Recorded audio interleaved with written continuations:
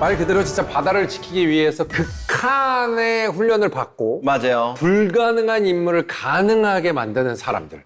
그러니까 우리나라 해상 특수부대들에 대해서 오늘 정확하게 알아볼 텐데 첫 번째는 모르는 사람이 없는 곳이죠. 해군 소속 특수전전단, 일명 UDT-3입니다.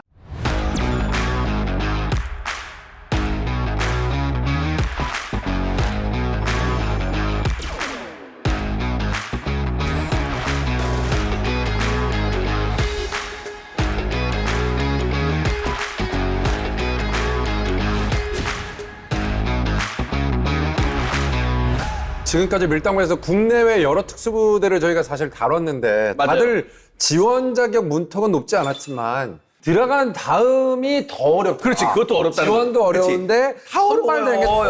어렵더라. 포기한다. 뭐 이런 선수들이 너무 많으니까 UDT-3도 좀 그런 편입니까? 그런 편이죠. 근데 이제 요새는 좀 의식이 많이 전환돼서 준비된 자들이 지원을 하죠.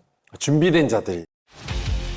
준비된 자들이 지원을 하기 때문에 그냥 아무 준비 없이 가서 하게 되면 우르르 떨어질 거 아니에요. 그렇죠. 그 정도로 떨어지진 않는다는 거죠. 극한의 생존과 침투, 그러니까 적진에 고립돼서 임무를 수행하기 때문에 생존 본능 능력을 키워주는 것과 근접 변투 능력 이런 것들을 잘 이렇게 키워서 나오는 거거든요. 그래서 한개 과정에 들어가게 되면 요새는 거의 평균 정도로 봤을 때 50% 정도가 수료를 한다 이렇게 알려지고 있습니다. 이게 50%밖에 안 된다는 건 훈련이 엄청나게 힘들다는 거고 도대체 뭘 그렇게 많이 하길래 훈련에서 탈락이 되는 건지가 궁금합니다. 첫 번째 들어가면 뭐를 하냐면 이제 대표적인 훈련 지옥주 훈련을 해요. 그 지옥주라는 걸 들어보긴 한 것 같아요. 잠을 안 재워요. 5일 동안 잠을 안 재우고 계속 훈련시키는 거예요. 공업보트 뭐 들고 다니고 팀별로 다니기도 하고 노젓기 하고 먹봉체도 하고 행군하고 포부하고 막 계속 사람의 육체적 한계까지 극한까지 몰려가는데 네. 잠을 안 재워요. 어이구야. 네, 누가 보게 되면 가혹행위 하는 거 아니야 정도로 해서 잠을 안 재우는 거예요. 아이고야. 참는 거예요 저게요 이제. 얘들아. 예. 지금 잠을 못 자는 그러니까 거죠. 얼마나 힘들어. 웃어서 자는 거야. 이미 하루가 지난 게 아니라 5일을 못 자게 하니까요. 생존에 꼭 필요한 것 중에 하나를 못하게 하는 게 있어요. 혹시 예, 볼일. 네. 예, 볼일도 제한이 돼요. 네. 그래서 대부분 지옥주 가신 분들은 2, 3일 정도까지만 기억하고 그 이후에 자기가 뭘 했는지 아무것도 기억 못 해요. 기억을 못 하는 거야. 볼일도 못 보고 잠도 안 자고 정말 다행인 거는 예전에는 주 5일제가 아니라 주 6일제였잖아요. 6일 동안 미친 듯이 저걸 했는데 이제 다행히 주 5일제가 돼서 선지자. 저것도 이렇게 바뀌는 거예요? 이분들이 지금은 5일, 그때는 6일 동안 군화를 못 벗고요. 그리고 옷을 못 벗어요. 그러면 그 6일째 되는 날 혹은 5일째 되는 날 미치겠다. 군화를 벗을 수 있는 방법은 딱 하나뿐이 없습니다. 뭡니까? 줄을 잘라야 돼요. 따라야죠. 발이랑 하나가 돼 있는 거예요? 네. 줄을 잘라야 되고 군복을 벗어보면 약한 부분이 어디예요? 겨드랑이. 겨드랑이랑 여기 사타구니 부분. 그 부분이 흐물흐물해진 인원들이 많아서 미 해군 실에서도 그런 부분을 보고 햄버거라고 불렀어요.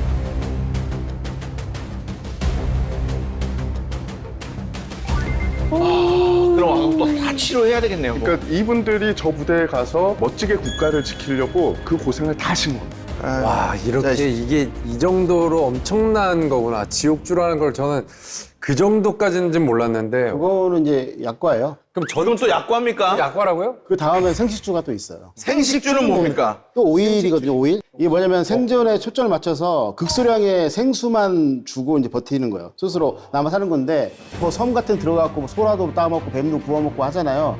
물밖에 안 주기 때문에 알아서 먹고 살아야 되는 거예요. 그러니까 먹을 거를 주지 않는다라는 네. 거잖아요. 저거 이제 꼴보기 싫은 게 뭐냐면 교관 옆에서 삼겹살을 굽고 있죠. 네? 냄새 풍기고. 네.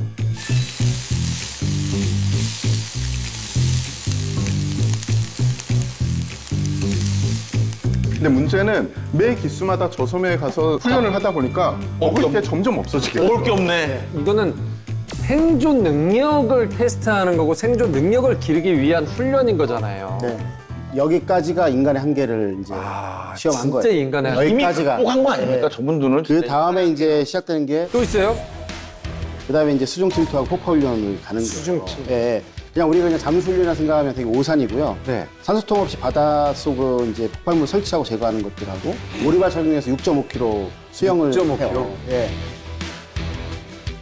그 다음 단계 넘어가는 게 뭐냐면 바다 훈련의 산악기동, 공중강화 훈련도 병행을 다 하고 있고요. 왜냐하면 네. 모든 지형을 다 극복을 해야 되는가. 그래서 우리가 보는 독도법이라고 하잖아요. 나침반이 없어요. 나침반이 없고 네. 그냥 자연 지형지물을 이용해서 왔다 갔다 하는 것들을 하고 그다음에 더 중요한 거 무음으로 그다음에 무소음으로 무광으로 해서 침투 기동하는 것들을 훈련을 계속 한단 말이에요. 왜냐하면 어차피 적진에서 훈련을 해야 되기 때문에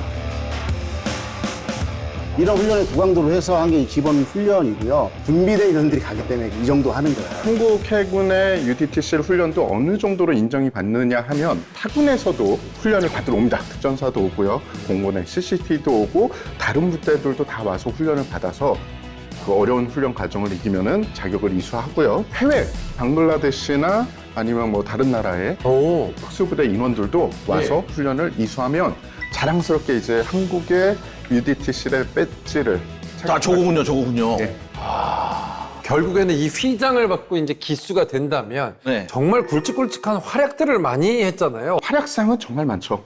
아덴만의 여명작전 전 맞아. 국민이 다 아시지 않습니까? 3호 조올료가 납치가 됐을 때 UDTCL 대원들이 투입이 돼서 해적 8명을 사살하고 네. 맞아요. 5명을 생포를 했어요. 여러분 안심하십시오. 대한민국 해군입니다.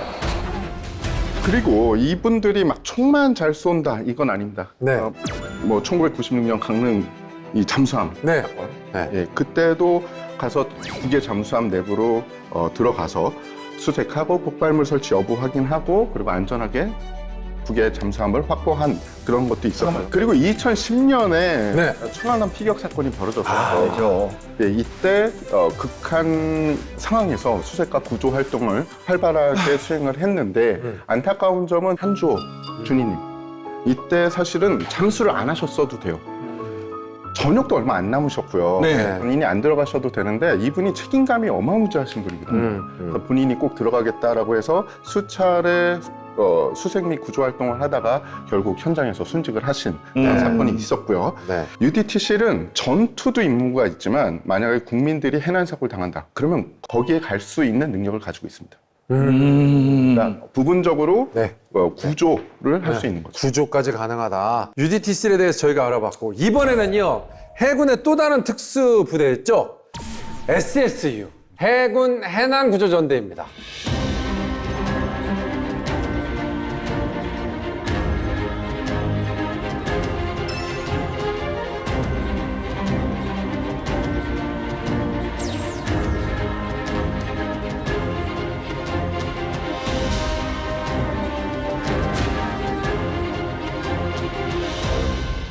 이게 이제 1950년도에 창설이 됐거든요. 그래서 창설 모토가 되게 감명적이에요. 뭐죠? 사람만 있어다오 우리가 간다. 사람만 있으면 구해주겠다 얘기하는 거예요. 와 멋있다. 그래서 SSU는 문다구로. 살비지 유니트에 이제 직역하게 되면 선박구조 부대의 약자이거든요. 선박구조부대. 그래서 평시에는 국민 안전을 위해서 해양사고 인명구조, 선박 인양 같은 해난구조 작전을 수행하고요. 네. 그다음에 심해 잠수사 양성을 하고 있고 또 전시에는 상륙작전 시 전투구조가 주 임무예요. 왜냐하면 상륙작전 하다 보면 근접 전투가 일어나잖아요. 그럴 때 네. 함정이나 이런 것들이 다 파괴가 돼서 이제 가라앉았을 때 사람만 있어다오 우리가 간다 하는 거죠. 그리고 또 인물로 보면 알겠지만 평시에도 자주 수중작전 임무를 수행하고요. 그다음에 국민의 생명과 이제 재산을 지키기 위해서 해난, 재난, 그다음에 사고 터지면 가장 먼저 투입되는 부대 중에 하나입니다.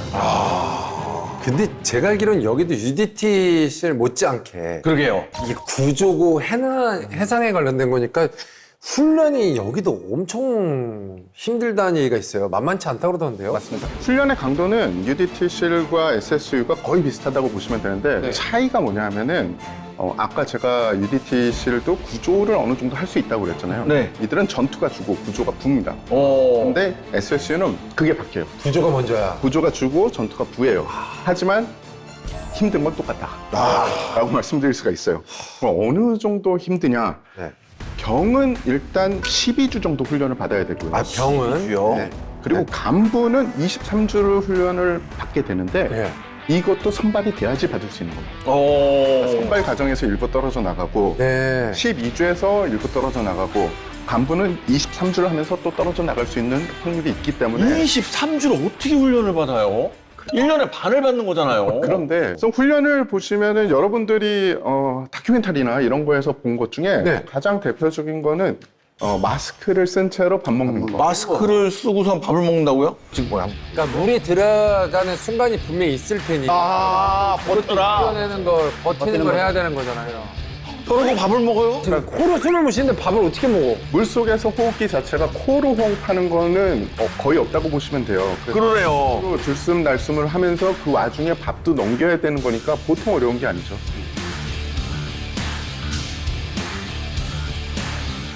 이 밥 먹는 거에서 저걸 한다는 게 수영장 물만 들어가도 그 수영장 끝이 물- 아닙니다. 그래서 이분들이 하는 훈련이 저거는 그냥 어떤 한 모습만 보여준 거고 장거리 수영부터 시작해서 산소통 호흡기가 갑자기 끊어졌을 때 다른 호흡기로 전환하는 훈련, 그리고 페어가 돼서 내 호흡기가 안 됐을 때 네. 다른 대원의 호흡기로 이 버디 호흡을 하는 훈련 등이 다 벌어지는데 어렵다. 뭐 정상적인 수중 활동은 안 한다고 보시면 됩니다. 모든 게 비정상이 됐을 때 이들이 어떻게 고난을 이겨내나 이런 훈련을 계속적으로 받게 되는 거죠. 아니 근데 어쨌든 구조 작업을 한다면 이게 우리가 바다라고 하니까 깊은 곳까지 들어가야 하는 거잖아요. 이런 훈련도 하겠죠. 당연히 하죠. 그래서 네. SS의 주력이 부사관 경우에는 네. 91m까지 잠수 훈련을. 91m요? 91m면 어딥니까? 100m에 가까운. 저도 안 들어가서 모르겠는데 한참 들어가야 될 것 같아요. 그러니까 안 보이잖아요. 네네. 그렇죠. 네. 뭐요? 그리고 또 이제 SSU 중에서 이제 특수훈련을 받은 이제 가장 특화된 심해 잠수사라고 하잖아요. 네. 장비를 착용해서 300m까지 가고, 그다음에 또 이제 심해 구조 잠수정 영화에서 잠동 나오고. 네네네. 팔 이렇게 그걸 이용하게 되면은 이제 500m까지 잠수가 가능합니다. 그러니까 이 말은 뭐냐면 우리의 영해와 그다음에 이제 배타적 경제 수역인 EEZ까지 전역을 다 작전 법위를 하면서 우리 바다를 지킬 수 있다는 의지를 보여주고 있는 것이죠. 네. 전 세계 해군들이 많잖아요. 근데 이 정도의 능력을 가진 부대를 가지고 있는 해군은 그렇게 많지 않습니다. 많지 않죠. 아, 이 정도 해군을 갖고 있는데 별로 없어요. 수의 또 활약상은 어떤 게 있습니까? 네. 대표적인 사건으로는 2019년 헝가리 유람선 침몰 사건이 있죠. 그때 한국인 단체 관광객들이 함 내에 있었거든요. 네. 그런데 다뉴브 강의 유속이 굉장히 빨랐나 봐요. 네. 그래서 현지에 있는 구조대가 제대로 활약하기 힘들자 SSU가 현장에 급파가 돼서 실종자 수색 임무에 투입이 돼서 많은 성과를 던졌고요. 네. 그리고 서해 페리오 사건 있죠. 1993년에 전북 부안군 인근에서 페리오가 침몰한 적이 맞아. 그때도 시야가 거의 안 나왔기 때문에 실종자를 찾는데 굉장히 많은 애를 먹었죠. 그래서 최정의인 SSU가 현장에 가서 많은 활약을 했고요. 그 외에도 아까 말씀드렸던 천안함 피격 사건 등 많은 사건에 활약을 했습니다. 그렇군요. 네, 좋습니다. UDT-SEAL, SSU와 소속이 다른 바다의 특수부대. 이번에 만나볼 특수부대는 UDU입니다.